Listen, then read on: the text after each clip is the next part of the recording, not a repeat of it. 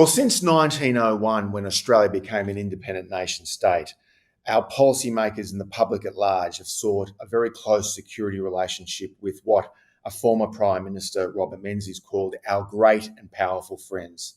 So for the first 4 decades of the 20th century, that great power was obviously the Great Britain, a declining but still formidable presence in the world. And since the early 50s, as I mentioned before, it's been the United States. That's filled the void as our great and powerful friend. And that is still the case. But what's complicated things is the rise of China, which of course has meant that we were able to weather the global financial crisis in 2008, 2009. The problem now, I have to be frank, is public opinion.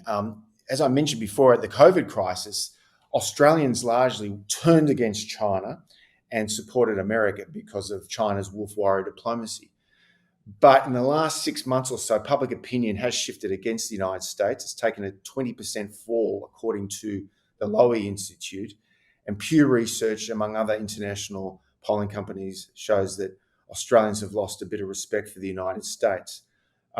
So I think it's important for the United States to make sure that it doesn't be too hard on allies that want to support the United States.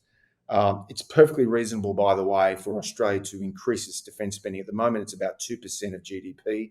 It should go up to 3%. But that's a lot of money. And at the moment, this government spends a lot on the welfare state. Important programs like, national disability and insurance, childcare, aged care, these programs. But as a percentage of GDP spending, it's going through the roof.